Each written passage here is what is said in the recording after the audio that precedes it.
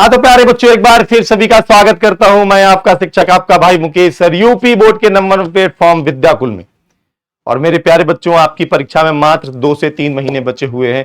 और इस 2 से 3 महीने में ऐसा क्या किया जाए कि जो तुमने सत्र को शुरू करने से पहले, क्लास 12th या क्लास 10th को शुरू करने से पहले जो अपना एक लक्ष्य निर्धारित किया था कि तुम इस वर्ष के टॉपर बनोगे, तुमने वादा किया था जो अपने माता पिता से, अपने घर वालों से, अपने बड़े बुजुर्गों से, कि मैं जब क्लास 12th में पेपर देकर आऊंगा, क्लास 10th में पेपर देकर आऊंगा, तो मैं जिले में रैंक लाऊंगा, मैं प्रदेश में रैंक लाऊंगा।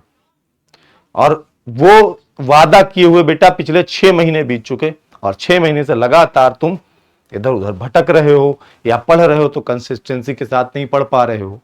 और अब तुम्हें लग रहा है डर, अब तुम्हें लग रहा है डर इस बात का कि जो मैंने वादा किया था अपने माता पिता, अपने बुजुर्गों से, क्या उस वादे को मैं पूरा कर पाऊंगा। लेकिन बेटा, एक बड़े भाई होने के नाते यूपी बोर्ड के बच्चों को पिछले 10-12 सालों से, ऑनलाइन में बच्चों को 7-8 सालों से, ऑफलाइन में पिछले 7-8 सालों से पढ़ाते हुए, यूपी बोर्ड के बच्चों को मेंटरशिप देते हुए, मैंने ये समझा है कि जब समय पर तुम्हारी बेटा कहीं पर भी कोई दिक्कत होगी तो मुझे आना चाहिए। और आज शायद इस वीडियो को लाने के पीछे का मेरा लक्ष्य ये था कि मैं आज आपको एक बार फिर से यहां से जगा दूं, यहां से उठा दूं, ताकि अगले आने वाले 2-3 महीने के अंदर आप अपने लिए इतनी मेहनत करो, ये क्या तरीके से आप पढ़ाई करो कि आप टॉपर बन जाओ, स्टेट टॉपर बन जाओ, डिस्ट्रिक्ट टॉपर बन जाओ।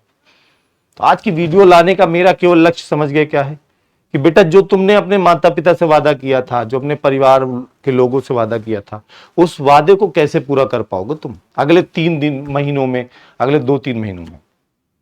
प्यारे बच्चों, जब हम लोग सत्र की शुरुआत करते हैं तब हमें बहुत बड़े बड़े सपने दिखते हैं।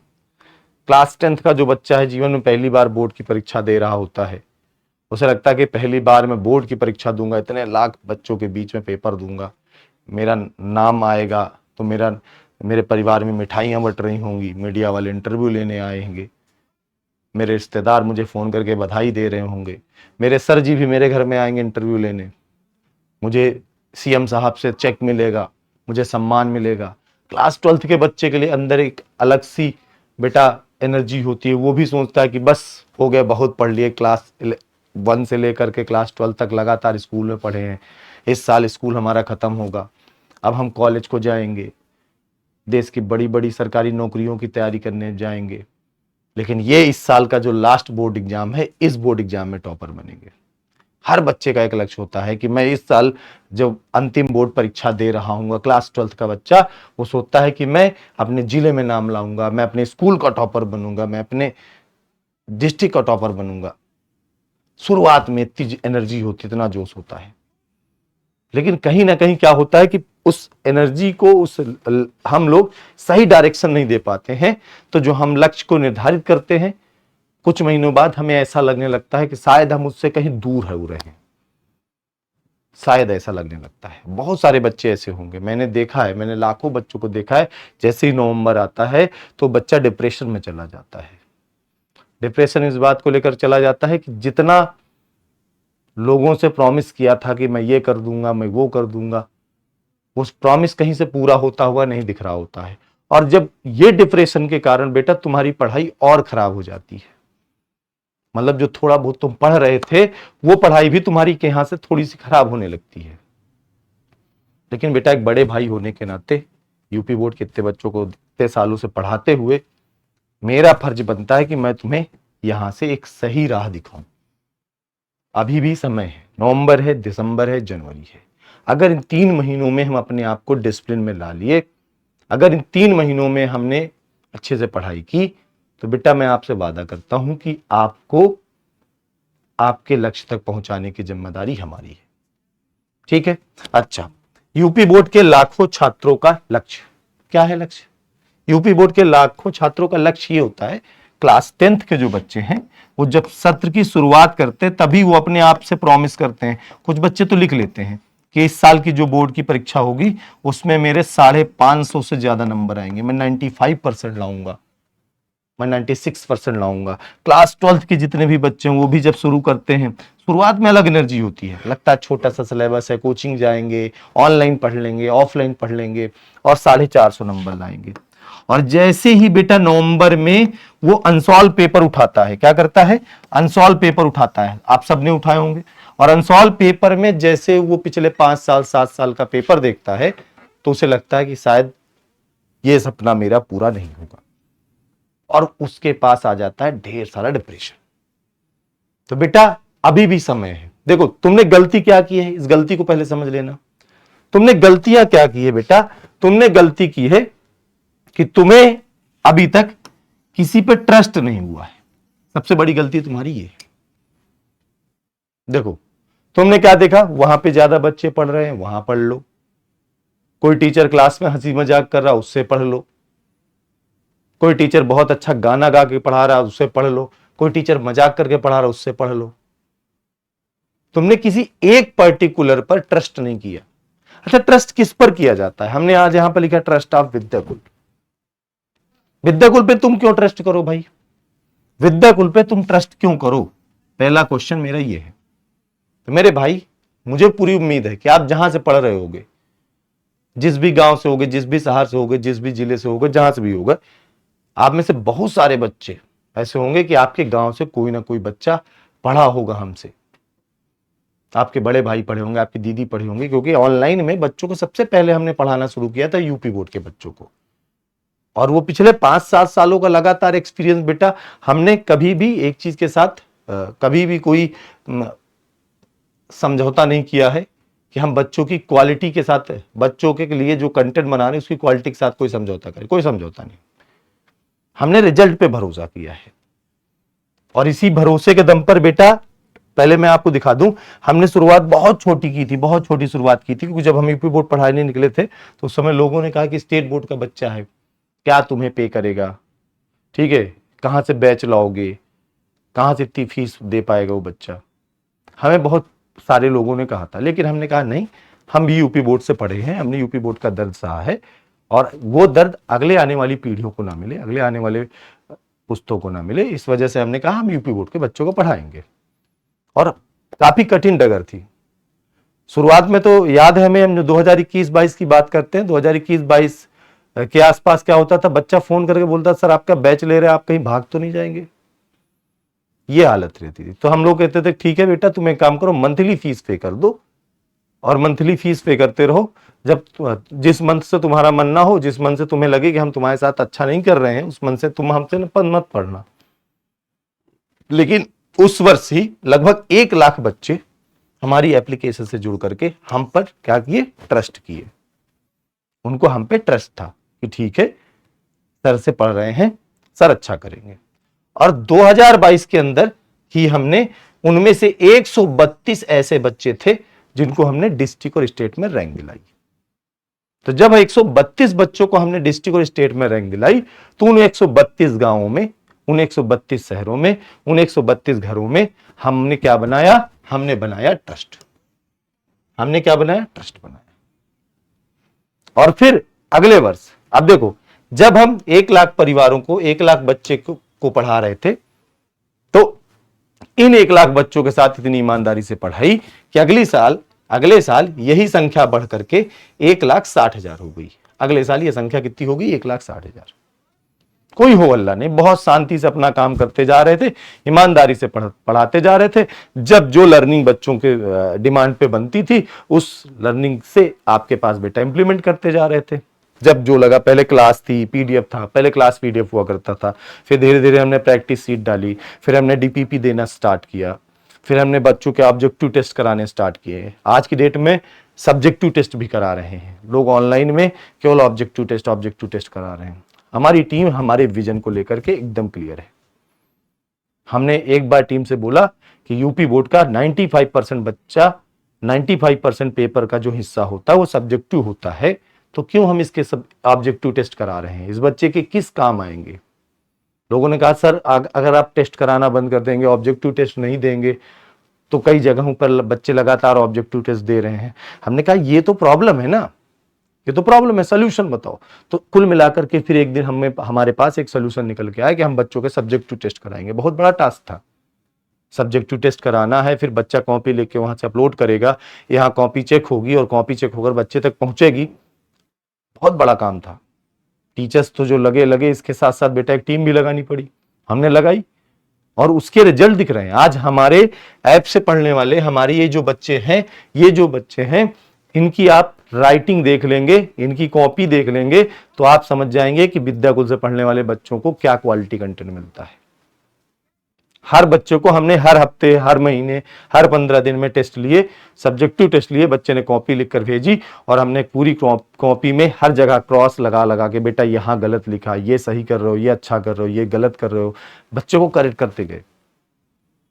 और इसीलिए बेटा हमने कहा ना, ये नंबर धीरे धीरे बढ़े, इकट्ठा नहीं बढ़े।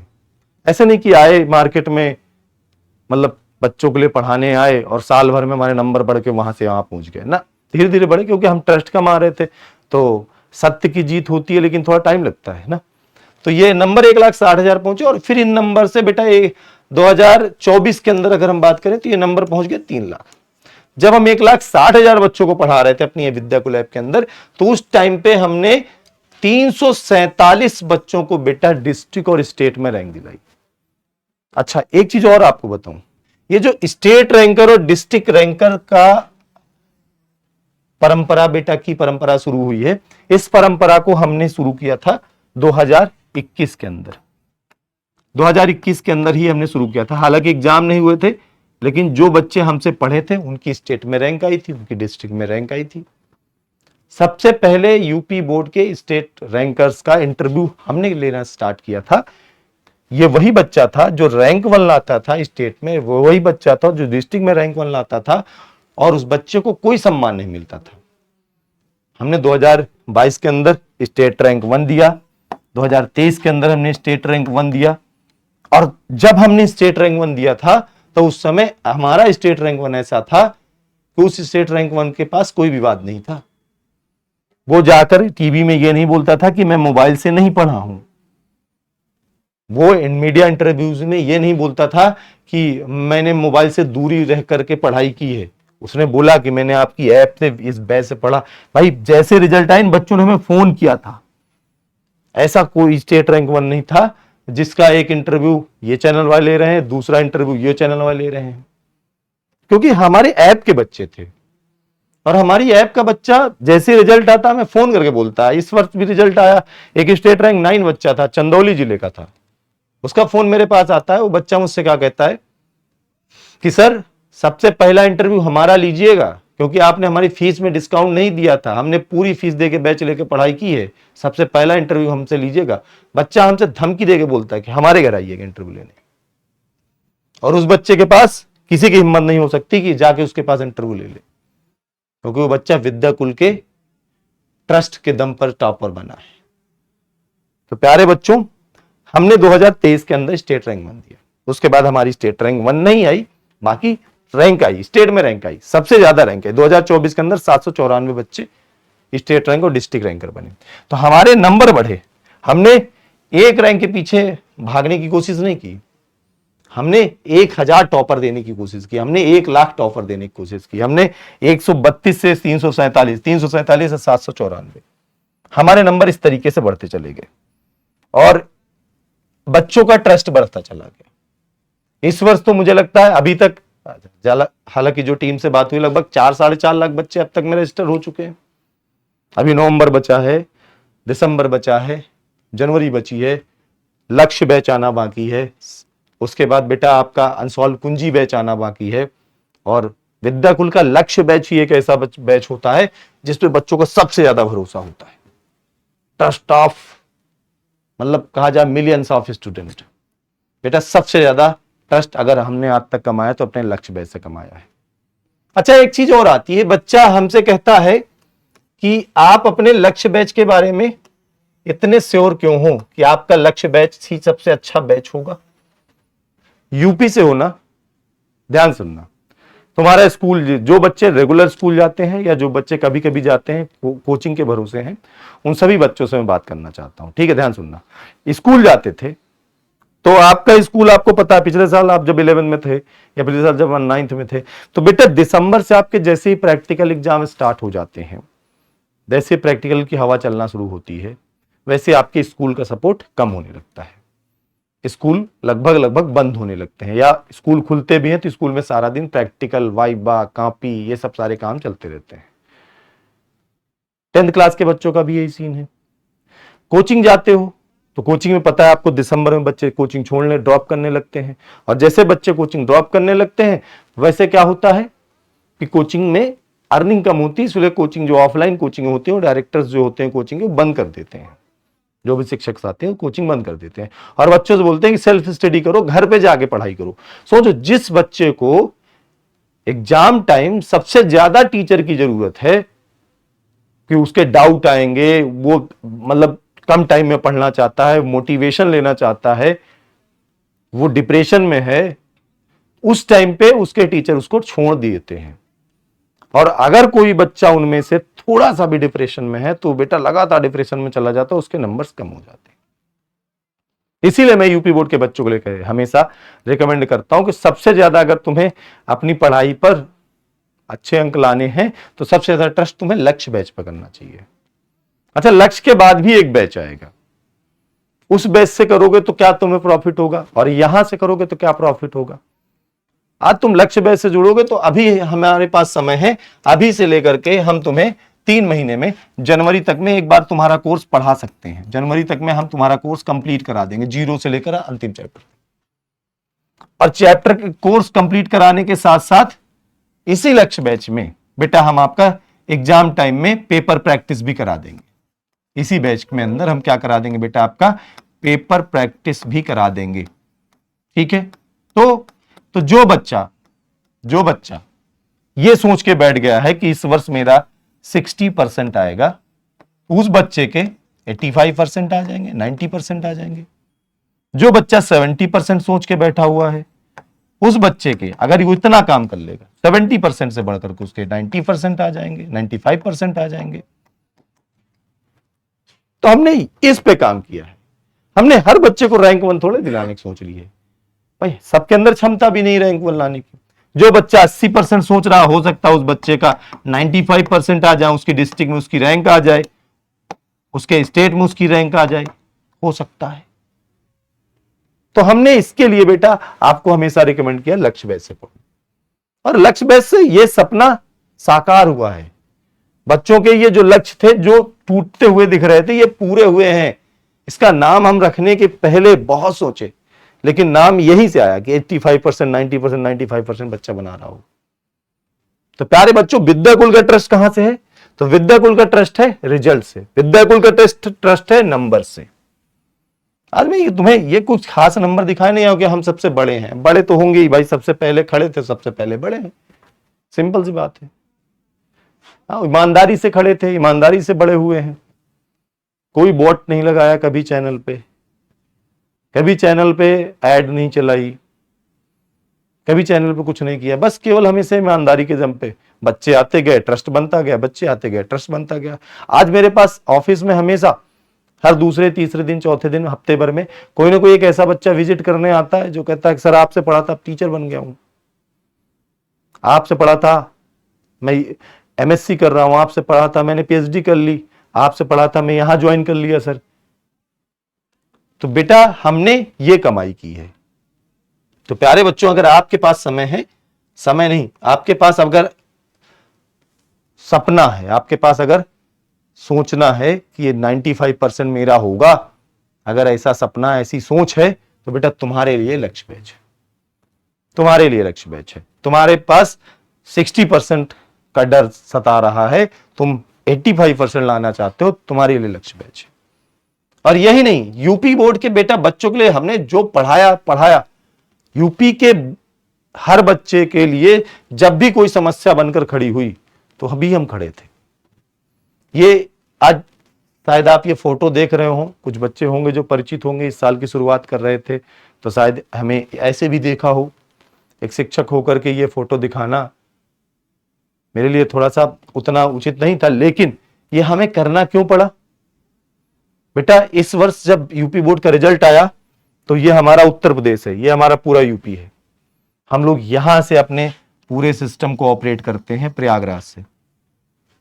और पिछले 5 सालों से लगातार जब भी रिजल्ट आया है तो मैं यूपी के इन लगभग 75 जिलों में अपनी विजय यात्रा लेके जाता हूं। अपनी विजय यात्रा का विजन क्या होता है कि वो बच्चे जिन्होंने हमारे साथ ईमानदारी से पढ़ाई करके रैंक बनाई, भले वो डिस्ट्रिक्ट रैंक बनाई चाहे वो स्टेट रैंक बनाई, उस बच्चे के घर जाकर उसका इंटरव्यू करना, उसके परिवार से मिलना, कैसी रही उसकी जर्नी विद्याकुल के साथ, और उस जर्नी को तुम तक दिखाना। शायद तुम्हारे अंदर उसका इंस्पिरेशन आए, शायद तुम्हारे अंदर उसका मोटिवेशन आए। ये विजय यात्रा इस वर्ष की स्टार्ट हुई मिर्जापुर, वाराणसी, चंदौली, गाजीपुर, बलिया, गोरखपुर, बस्ती, अम्बेडकर नगर होते हुए हम अयोध्या में थे। लगभग तीसरे चौथे दिन का पड़ाव हमारा अयोध्या में था। हम ये लगभग पूरा पूर्वी उत्तर प्रदेश को कवर करते हुए अयोध्या ही पहुंचे थे। और उस टाइम तक में यूपी बोर्ड के लाखों बच्चों में इतना रोष था। हर बच्चा फोन कर आया था, सर मैंने जितना सोचा उससे कम रिजल्ट आया। बच्चों की गलती नहीं थी, गलती बोर्ड ऑफिस की थी। बच्चों कॉपी अच्छे से चेक नहीं हुई, कोई बच्चा पहले पास का रिजल्ट आता फिर वो फेल दिखाया गया। अन्याय हुआ था। सोचो उस बच्चे के साथ अन्याय हुआ था जो बच्चा 16 साल 15 साल का है, जो अपने घर से मम्मी पापा से परमिशन लेके जाता है। जो बच्चा अगर घर में बोल दे कि मेरी कॉपी सही नहीं चेक हुई तो उसके पापा पहले उठा के चप्पल मार देंगे। कोई बच्चा अगर बोल दे कि मेरे नंबर कम आएंगे तो पिताजी यही बोलेंगे तुमने पढ़ाई नहीं की। और वास्तव में उस बच्चे के साथ गलत हुआ था। बच्चे फोन कर करके रो रहे थे, कोई नहीं खड़ा होने वाला था। हमने अनाउंस किया कि हम धरना प्रदर्शन करने आ रहे हैं। पूरे लीगल तरीके से गए थे। पहले हमने पूरे लेटर ड्राफ्ट किए, सब जगह लेटर भेजे, मुख्यमंत्री महोदय को, शिक्षा मंत्री महोदय को, सचिव महोदय को, सबको भेजे। फिर भी कोई सुनवाई नहीं हुई। तब हमने चेतावनी दी कि हम बोर्ड ऑफिस के सामने धरना देंगे। और पहली बार ऐसा हुआ बेटा, यूपी बोर्ड ऑफिस के सामने वो चेहरे जिन्होंने हमेशा बच्चों को मुस्कुराते हुए पढ़ाया था, कैमरे के सामने हमेशा ललकार के पढ़ाते थे, उन चेहरों ने लाठियां तक खाई। यूपी बोर्ड के बच्चों को लिखाया। और जब हमने अनाउंस किया तब भी वहां भी होता है, हम यूपी बोर्ड हमेशा आगे आगे चलते हैं, लोगों को केवल पीछे आना जान होता है। हमने अनाउंस किया कि हम यूपी बोर्ड के सामने धरना प्रदर्शन करने जा रहे हैं। वहां पे भी लोग आए, लेकिन लोग दूसरे तरीके से आए थे। लोगों का काम था व्यूज लेना, लोगों का काम था वहां पे बच्चों को भड़काना, इधर उधर करना। लेकिन हमने बहुत शांति तरीके से ज्ञापन दिया। और ज्ञापन देने के बाद बेटा जब रिजल्ट दोबारा आया, कॉपियां रीचेक हुई, और रीचेक होने के बाद जब रिजल्ट दोबारा आया तो उसमें बच्चों के रिजल्ट में बहुत संशोधन हुआ। बच्चे खुश हुए। आज वो बच्चे भगवान मानते हैं, फोन करते हैं कि सर आपकी वजह से हमारा 12th का रिजल्ट सुधर गया, आपकी वजह से हमारा 10th का रिजल्ट सुधर गया। प्यारे बच्चों, तो हमने जहां सोचो, ये वही प्रयागराज की फोटो है जो बोर्ड ऑफिस बेटा हमारे ऑफिस से 5 किलोमीटर की दूरी पर है, जहां पर सुबह की पहली चाय हमारी रोज होती है। उसी बोर्ड ऑफिस के सामने हमने लाठियां खाई हैं। किसके लिए? आपके लिए। तुम्हारे साथ जब गलत होगा फिर खड़े होंगे, गलत नहीं होने देंगे। और तुम जहां भी कमजोर पड़ोगे वहां भी खड़ा होऊंगा। आज ये वीडियो लाने का कारण ये था कि तुम अब घबरा रहे हो, डर रहे हो, तुम्हें बताना, तुम्हें समझाना कि बेटा अभी भी ये पॉसिबल है। अगर तुम्हारे पास लक्ष्य है तो तुम्हारा पॉसिबल है। लक्ष्य है बेटा तो तुम्हारा सपना पॉसिबल है। क्लियर हुआ? तो मेरे प्यारे बच्चे, हमने हमेशा लड़ाई की है। ये देखिए, कोई ऐसी मीडिया नहीं थी जिसने हमें कवर ना किया हो। हमने यूपी बोर्ड के लिए लड़ाई लड़ी है। और हमने पहली बार, आप पूछेगा अपने विद्यालय में, पूछेगा अपने मैनेजर साहब से, पूछेगा अपने स्कूल के प्रिंसिपल सर से, पूछेगा क्या यूपी बोर्ड कार्यालय के सामने आज तक, आजादी के बाद आज तक कभी किसी ने धरना प्रदर्शन दिया है? तो शायद वो बोलेंगे कि विद्याकुल के कुछ टीचर्स पिछले साल गए थे, विद्याकुल वालों ने वहां पर ललकार दिखाई है। किसी की हिम्मत नहीं पड़ती बेटा, स्कूल की तो हो ही नहीं सकती है, क्योंकि स्कूल वालों को अपनी मान्यता का डर लगा है कि अगर हम धरना देने जाएंगे तो हमारी मान्यता रद्द कर देगा। हमारी कौन सा रद्द करेगा? हम तो बेटा लड़ाई लड़ने आए हैं, बच्चों के लिए लड़ाई लड़ेंगे। ठीक है? तो प्यारे बच्चों, और इस वर्ष, पिछले साल मैंने लगभग 52 जिले कवर किए थे। 52 जिले कवर किए थे पूरे उत्तर प्रदेश से। और इस वर्ष का टारगेट है, मुझे पूरा भरोसा है कि इस वर्ष मैं पूरे 75 जिले जाऊंगा और तुम सबसे मिलने आऊंगा। और शायद ये वीडियो उसी दिन तुम्हें बेटा बताऊंगा क्यों लेकर आया था। आज अगर तुम्हारे समझ में नहीं आ रही, तुम्हें लग रहा हो कि बैच का प्रमोशन लेके आए हैं, ठीक है, कितना प्राइस है बेटा इस बैच का, वो तो जब लॉन्च होगा 9 नवंबर को लॉन्च करने आऊंगा तो क्या प्राइस है, क्या तुम्हें दे रहा हूं, कितनी वैल्यू दे रहा हूं, वो तुम्हें सब समझ में आ जाएगा। लेकिन आज का वीडियो तुम्हें इसलिए लेकर आया हूं, तुम जाग जाओ, अभी भी तुम्हारा सपना पूरा हो सकता है। ठीक है, तो इस वर्ष बेटा आपका legendary crash course of UP board, हमने इसका नाम ये क्यों रखा है, लेजेंडरी क्रैश कोर्स क्यों रखा है, इसके पीछे का भी रीजन है। हमने सबसे पहले बेटा एक रिजल्ट निकाला, सबसे पहले 2022 के अंदर, जो कि पहली बार ऐसा था यूपी बोर्ड में टॉपर्स को, स्टेट रैंकर्स को पहचान मिली थी।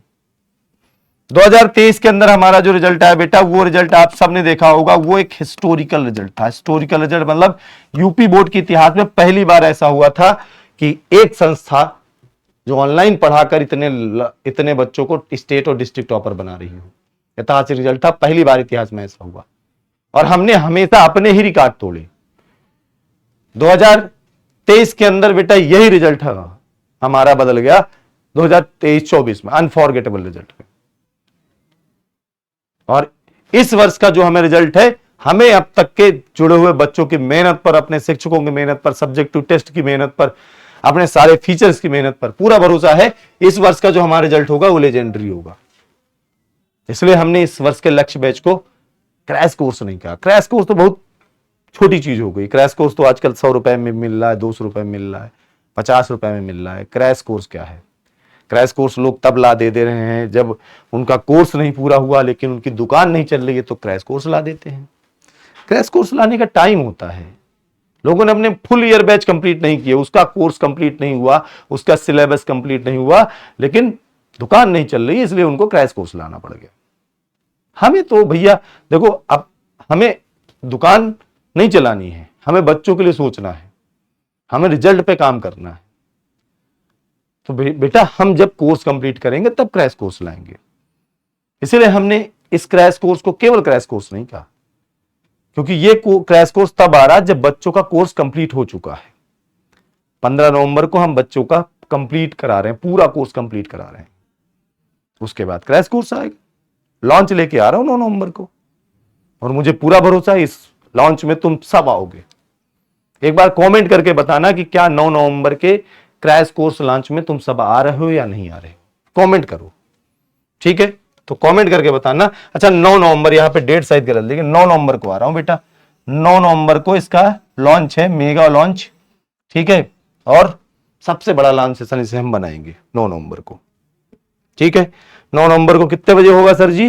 रात 8 बजे। रात 8 बजे बेटा किस चैनल पे? UP board Hindi medium Vidyakul पे।